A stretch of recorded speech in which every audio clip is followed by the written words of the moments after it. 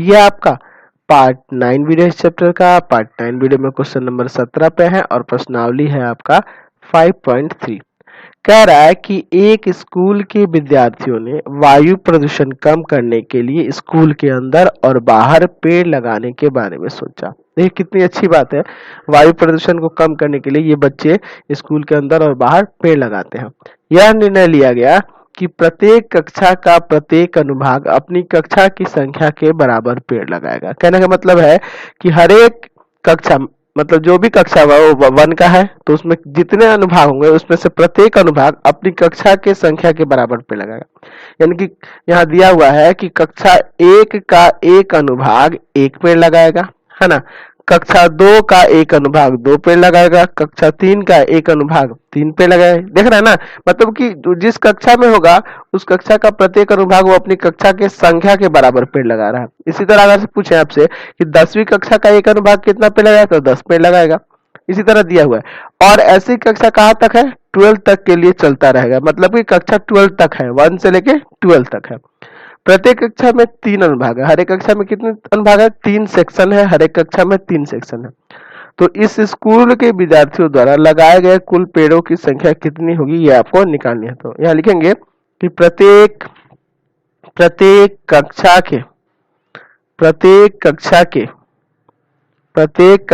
के विद्यार्थियों द्वारा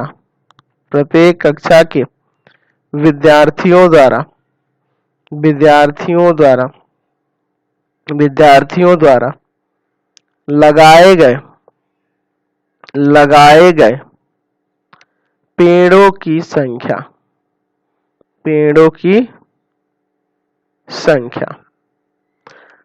अब समझिए यहां से, अगर वह पहली कक्षा का है तो उसका एक अनुभाग कितना पेड़ लगाया? 1। लेकिन पहली कक्षा में कितने अनुभाग है? 3 अनुभाग है, यानी कि वो कितना पेड़ लगा देगा? पहले कक्षा के विद्यार्थी 3 पेड़ लगाएंगे क्योंकि उसमें 3 अनुभाग है।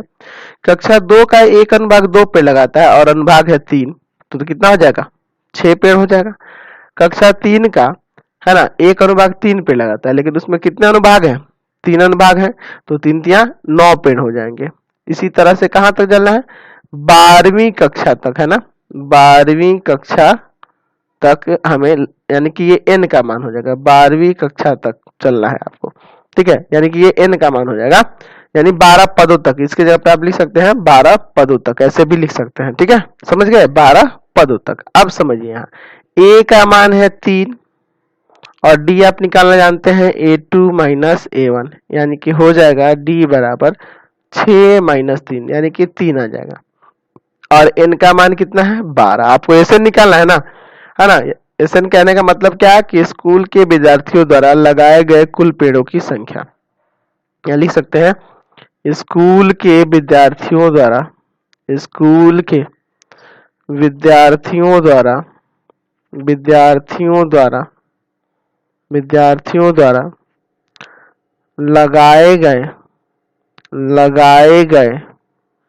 लगाए गए कुल पेड़ों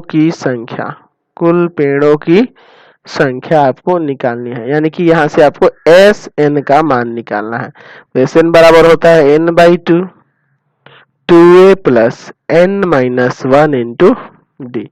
तो n का मान यहाँ पे कितना है? 12 है ना, तो हो जाएगा 12/2 ब्रैकेट में 2a, तो ये की जगह 3 प्लस n की जगह 12 माइनस 1 और d की जगह पे आपका कितना है?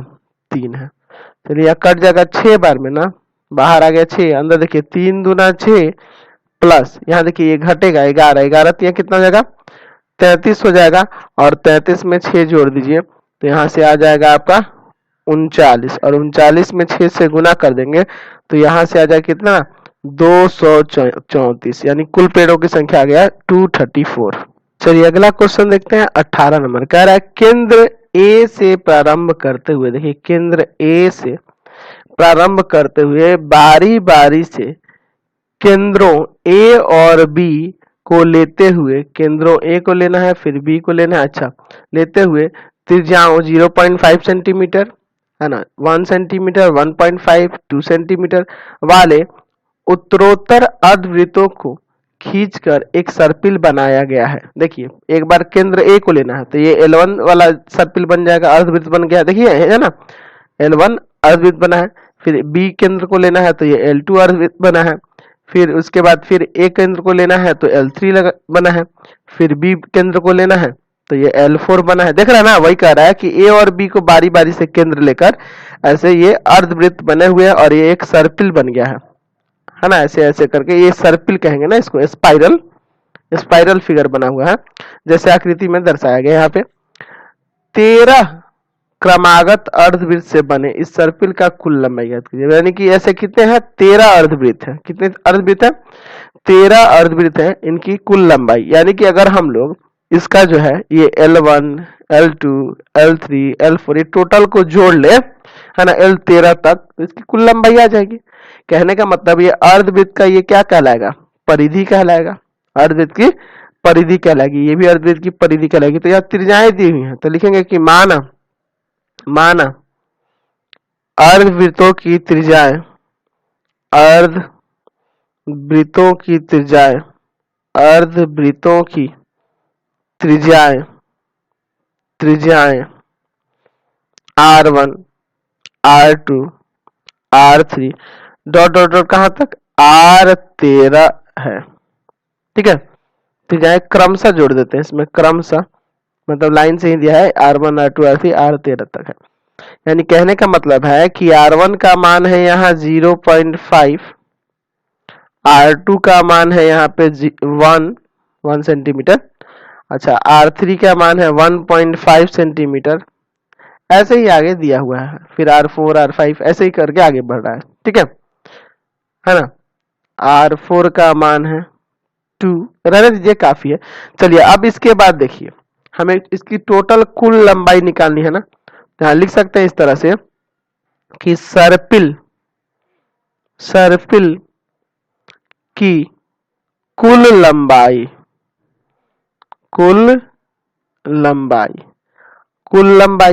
अच्छा कुल लंबाई का मतलब क्या है, यहाँ पे मतलब हुआ कि L1 plus L2 plus L3 plus dot dot कहां तक, L13 तक। समझ गए ना। अब यहां से ध्यान से देखिए, यहां देखिए L1 मतलब क्या, यहां से यहां ना, तो ये L1 है क्या, इसकी परिधि है ना, अर्धवृत्त की परिधि। तो अर्धवृत्त की परिधि हो जाएगा पाई R, तो इसकी त्रिज्या तो R1 माने है ना, तो पाई R1 हो जाएगा, इसका पाई R2 हो जाएगा परिधि, पाई R3 हो जाएगा। ऐसे ही कहां तक जाना है, 13 पदों तक। ठीक है, 13 पदों तक इसमें चलना है। समझ गए ना।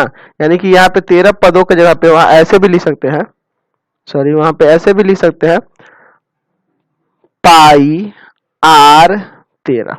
समझ रहे ना।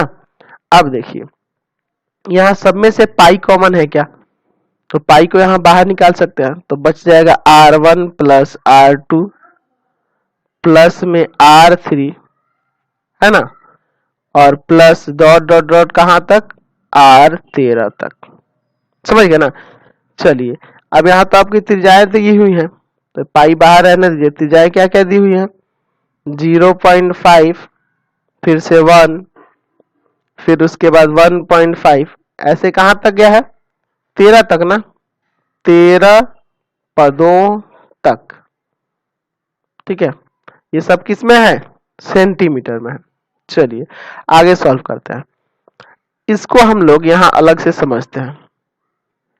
यहाँ ध्यान से देखिए, a का मान 0.5 है अंदर, अच्छा d का मान a2 माइनस a1 यानी कि 1 माइनस 0.5, तो ये भी 0.5 आ जाएगा, और n का मान 13, क्योंकि 13 पदों तक गए हैं, तो यहाँ पे अंदर फॉर्मूला लग जाए ना एस एन वाला, क्योंकि प्लस में है ना सब, तो एस एन वाला लगा दीजिए, तो पाई को पाई ही रहने देते हैं, एस एन वाला यहाँ फॉर्मूला लगा देते हैं, n/2 यानी 13/2 ब्रैकेट के अंदर 2a, तो 2 इंटू 0.5 प्लस n-1, तो n का मान क्या है यहाँ पे, तो 13 है, और -1 और इंटू d यानी 0.5। यहाँ लिख देते हैं फॉर्मूला कौन सा लगा है, एस एन बराबर n/2 ब्रैकेट में 2a plus n minus 1 into D, यही आप फॉर्मूला रखे हैं। ठीक है, ये साइड में लिखेंगे। चलिए, पाई का मान यहाँ ऊपर क्वेश्चन में कह रहा है कि 22/7 आप रख सकते हैं, गुना 13/2। अंदर देखिए, ये 1 हो जाएगा, गुना होगा तो प्लस, यहाँ देखिए इसमें से घटेगा 12 और 12 में 0.5 से गुना होगा तो आपका आ जाएगा 6। ठीक है, अब यहाँ देखिए 22/7 गुना 13/2 और गुना में 7, ये सब किस में है? सेंटीमीटर में। चलिए, अब यहाँ से 7 से 7 गया, इससे इसको कर दिए 11 बार में, तो यहाँ से आ जाएगा 143 सेंटीमीटर सर्पिल की कुल लंबाई। क्लियर हो गया? चलिए अगला क्वेश्चन देखते हैं। 19 नंबर कह रहा है कि 200 लट्ठों को ढेरी के रूप में इस प्रकार रखा जाता है। देखिए 200 लट्ठे हैं, लॉग्स हैं 200। देखिए जैसे फिगर में दिखाया गया है कि सबसे निचले वाले पंक्ति में 20 लट्ठे, यानी सबसे नीचे वाले लाइन में कितने होंगे? 20। उसके बाद उसकी अगली पंक्ति में 19, फिर उसकी अगली पंक्ति में 18, फिर 17, इसी तरह से रखे गए हैं 16, फिर ऐसे ही ऊपर एक दूसरे के ऊपर एक एक कम करके रखे गए हैं। ये 200 लट्ठे कितने पंक्ति में रखे गए हैं, यानी कि ये 200 लट्ठे जो है ऐसे कितनी पंक्तियां बनाई गई हैं, तथा सबसे ऊपरी पंक्ति में कितने लट्ठे होंगे, और ऐसे सजाने के बाद सबसे ऊपर वाले पंक्ति में कितने लट्ठे रहेंगे, ये भी आपको बताना है। समझिए, यहाँ से ये एपी के रूप में दिया है, एपी के रूप में लट्ठे दिए गए हैं। पहले 20 रखा जाता है, फिर 19, फिर 18, ऐसे ही 17, ऐसे करके दिए गए हैं। ठीक है, अच्छा यहाँ ऊपर मान लेते कि माना पंक्तियों की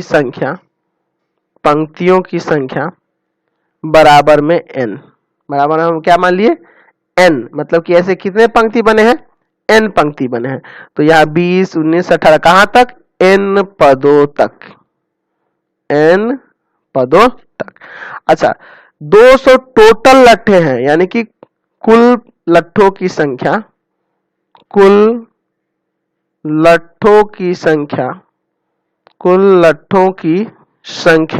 यानी कि SN दिया है, SN बराबर में 200। ठीक है, अब देखिए इस क्वेश्चन में आप देखेंगे इस एपी में जो दिया है ए का मान 20 हो जाएगा और डी का मान आपको पता ही है A2 माइनस A1, यानी डी बराबर हो जाएगा 19 और माइनस 20, यानी कि डी का मान आ जाएगा यहाँ से माइनस का 1। ठीक है, अच्छा चूंकि एसएन का मान दिया है आपके पास 200, तो एसएन वाले यहाँ फॉर्मूला नहीं लगा दे। चलिए तो एसएन का फॉर्मूला लगाइए, तो n/2 ब्रैकेट के अंदर 2a plus n minus 1 into में डी बराबर क्या है आपका? 200 है। ठीक है, इतना तो n का मान तो निकालना ही है। अच्छा, और 2a ए के जगह पे 20 प्लस n निकालना है माइनस 1 और डी के जगह पे माइनस का 1 बराबर में 200। क्लियर है इतना? अब देखिए क्या करते हैं, ये जो भाग में 2 है ना, उधर ले गुना कर देते हैं, तो यहाँ बच जाएगा n, अंदर आ जाएगा कितना? 20 दूना 40। ठीक है, प्लस माइनस माइनस हो जाएगा और यहाँ आ जाएगा माइनस का n, देख रहे ना, और प्लस का 1 बराबर में 400। इतना क्लियर है? आपको समझ में आया ना? एक बार n माइनस 1 के साथ गुना किया तो माइनस का n, और ये माइनस 1 प्लस 1 हो जाएगा गुना होकर। ठीक है, अब यहाँ n ब्रैकेट में आ जाएगा यहाँ 41 माइनस का n बराबर में 400। चलिए गुना करके एक तरफ करते हैं, तो हो जाएगा 41n माइनस का n स्क्वायर, और इसको भी इधर लाइए, माइनस का 400 बराबर में 0। इसको सीधा करिए तो माइनस का n स्क्वायर प्लस का 41n और माइनस का 400, सब में माइनस से गुना कर दीजिए, तो यहाँ साइन बदल जाएगा सबका, -1 से गुना कर दीजिए या फिर माइनस कॉमन करके उधर हटा दिए। चलिए तो यहाँ सबका साइन बदल जाएगा ना। अब इसका आपको गुणनखंड करना होगा। ठीक है, तो गुणनखंड करने पे इन दोनों के गुना के बराबर आना चाहिए ना, याद है ना? इसको ऐसे 2 पार्ट में करते हैं, तो तोड़िए इसको, तो आ जाएगा n स्क्वायर माइनस का 25n माइनस का 16n और प्लस का 400। इसमें ये दोनों जुड़ेगा तो ये आ जाएगा 41 और गुना होगा तो इन दोनों के गुणनफल के बराबर आ जाएगा। n कॉमन है, n माइनस 25 बचेगा, माइनस इन दोनों में 16 कॉमन है, n माइनस 25 बचेगा। बराबर में 0। इन दोनों में n-25 n-25 कॉमन है, कॉमन कर लीजिए तो बचेगा यहाँ पे n और यहाँ बच जाएगा आपका 16 बराबर 0। यहाँ से अलग अलग करिए, n-25 बराबर 0, n-16 बराबर 0, तो n बराबर 25 और n बराबर 16। तो यहाँ दो आंसर n के मान आ जाते हैं, एक 25 भी आ जाता है, एक 16 भी, जो कि दोनों तो पॉसिबल हो नहीं सकता है क्योंकि जैसे लट्ठे रखे हैं 20 फिर 19 फिर 18 फिर 17 ऐसे करके, तो 25 पंक्ति ऐसे बनेगी ये तो संभव नहीं है, या 16 पंक्ति बनेगी ये तो संभव नहीं है। मतलब दोनों में से कोई एक ही संभव है, दोनों एक साथ संभव नहीं है क्योंकि आपके पास गिने हुए लट्ठे हैं, 200 ही लट्ठे हैं, तो 25 पंक्ति बन जाएगा, 16 ही पंक्ति बनेगा, कैसे? ये तो नहीं बन सकता है। तो अब कैसे पता करेंगे? तो हम लोग सबसे ऊपरी पंक्ति के लट्ठों की संख्या निकालेंगे तो यहां से पता चल जाएगा। कहने का मतलब कि A25 निकालेंगे, यानी कि A25 बराबर क्या होगा? A plus 24D। ठीक है, तो A का मान यहाँ क्वेश्चन में है 20 प्लस 24 इंटू डी की जगह -1, यानी कि 20 माइनस 24, माइनस का 4 आ गया। ठीक है, जो कि माइनस में लट्ठों की संख्या तो होगी नहीं सबसे ऊपरी पंक्ति में। ये A25 का मतलब क्या? सबसे ऊपरी पंक्ति के लट्ठों की संख्या n बराबर 25 लेने पर। ठीक है, अच्छा दूसरा लिखते हैं, A16 निकाल के देखते हैं, A प्लस 15D, यही ना होगा? तो A का मान, तो A का मान है आपके पास 20 प्लस 15 गुना में -1, यानी 20 माइनस 15 यानी 5। तो ये पॉसिबल है। तो लिखेंगे कि सबसे ऊपरी पंक्ति, सबसे ऊपरी पंक्ति में लट्ठों की संख्या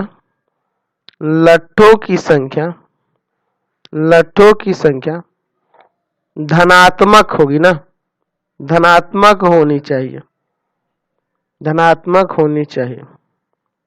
माइनस में तो कभी होगा नहीं, इसलिए n बराबर हो जाएगा 16, यानी कि पंक्तियों की संख्या पंक्तियों की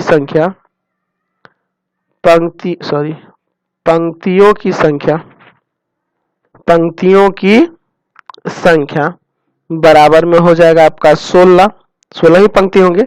अच्छा, सबसे ऊपरी पंक्ति पे, सबसे ऊपरी पर पंक्ति में लट्ठों की संख्या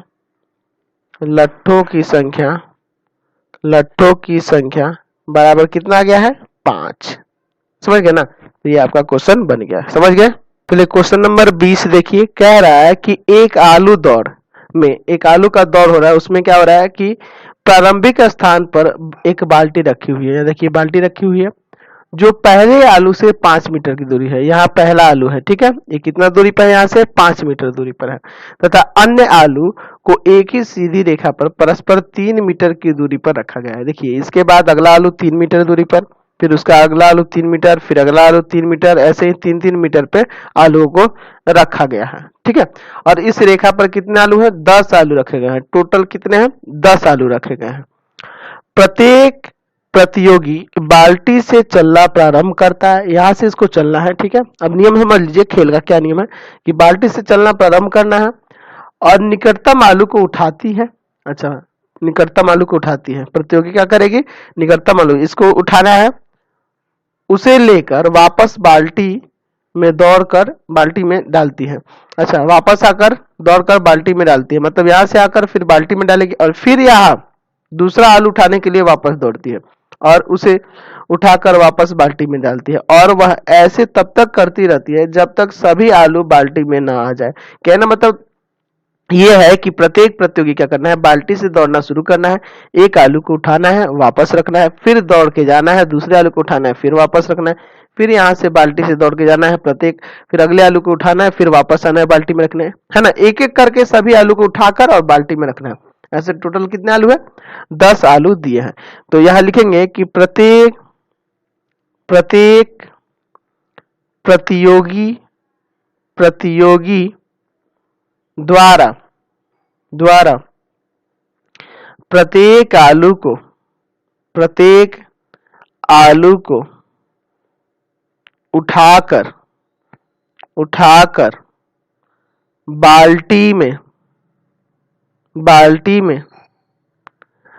डालने से तय की गई दूरी। समझिए, यहां से पहली जो यहां से ये दौड़ती है, एक आलू उठाती है वापस रखती है, तो 5 मीटर गई और 5 मीटर है, यानी कि 10 मीटर होगा। ठीक है, 10 मीटर। फिर अगली स्थिति में यहां से ये चली, यहां आई दूसरे आलू के पास, तो यानी 8 मीटर चली और फिर 8 मीटर वापस आई, यानी कि 16 मीटर। ठीक है, फिर तीसरा आलू उठाना है, तो यहाँ पे देखिए 5 3 8 और 8 3 11 मीटर चली और 11 मीटर फिर वापस आई, यानी कि 22 मीटर। ऐसे ही कहां तक जाना है, 10 आलू उठाना है ना, यानी कि 10 पदों तक, यानी कि अब इसका योग निकालना है। तो अब आसानी से नहीं निकाल सकते हैं, तो यहाँ a का मान आपके पास 10 है, 10 मीटर में है। चलिए d का मान a2 माइनस a1, यानी कि हो जाएगा 16 और माइनस में 10, यानी कि d का मान आ जाएगा यहाँ पे कितना, 6 मीटर। ठीक है, आपको सबका योग निकालना है ना, मतलब कि कुल तय की गई दूरी, कुल तय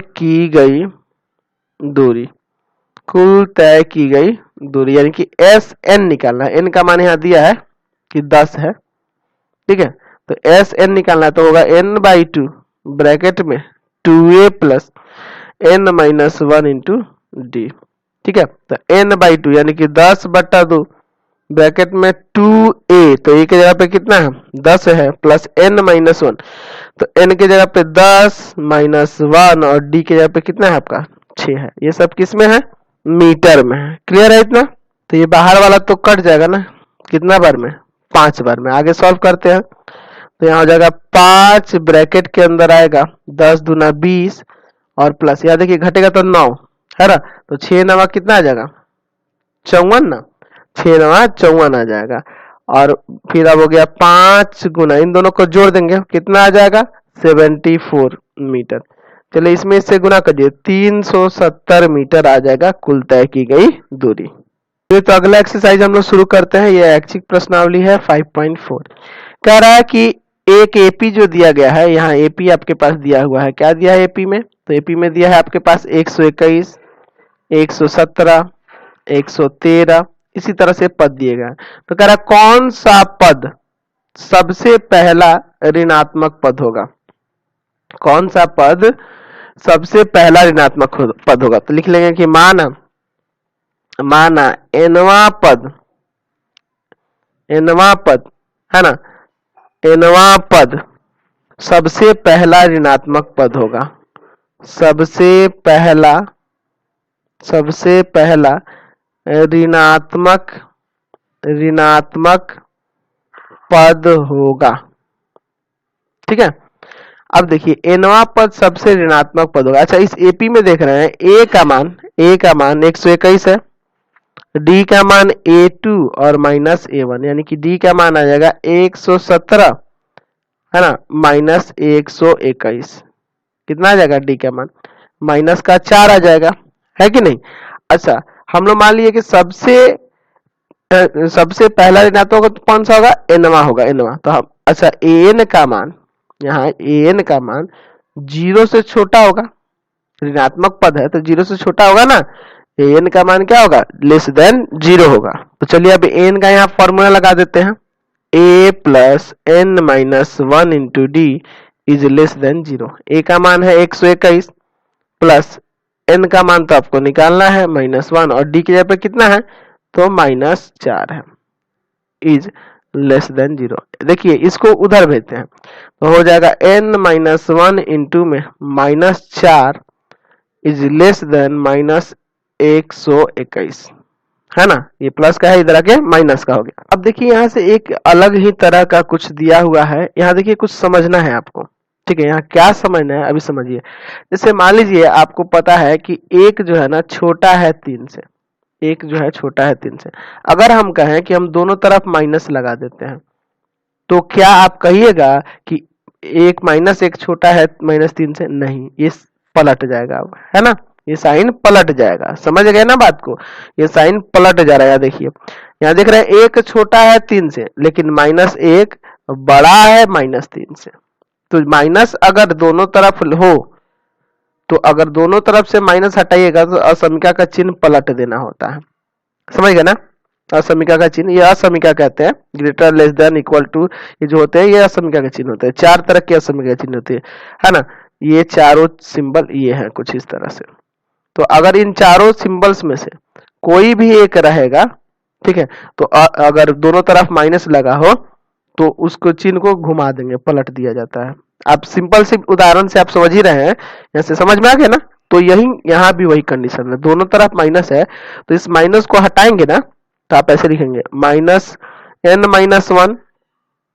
4 यहाँ हो जाएगा प्लस का, और इज ग्रेटर देन 121। बात को समझे यहाँ क्या किए, और ये दोनों तरफ से अगर माइनस हटा रहे हैं तो ये साइन पलट जाएगा। अब 4 को लाइए इधर भाग में, n-1 इज ग्रेटर देन 121 और बट्टा में 4, माइनस का 1 उधर जाके प्लस का हो जाएगा, तो n इज ग्रेटर देन 121 बट्टा 4 प्लस में 1। यहाँ एलसीएम लेके जोड़ते हैं, तो n is greater than, LCM लीजिए 4, 121 और प्लस में 4, यानी कि n इज ग्रेटर देन 125 बट्टा 4। पूर्णांक में तोड़ते हैं तो ये हो जाएगा 3 चौका 4 तिया 12, 4 तिया 12, 4 एकम 4, आगे 31.1 बट्टा 4, 31.1 बट्टा 4। तो यहाँ कह रहा है कि n का मान 31.1 बट्टा 4 से बड़ा है। तो इससे ठीक बड़ा पूर्णांक होगा क्या, इससे ठीक बड़ा पूर्णांक कौन होगा, 32 होगा ना। यानी कि n बराबर आ गया 32वां, यानी कि यहां से कह सकते हैं कि 32वां पद प्रथम ऋणात्मक पद होगा, प्रथम ऋणात्मक पद होगा। समझ में आया यहाँ। चलिए, तो इसी के साथ इस वीडियो को इन कर देते हैं। प्लीज आप चैनल को सब्सक्राइब कर देंगे, बेल आइकन दबा दें, जितना ज्यादा हो सके वीडियोस को शेयर करें, कमेंट करें।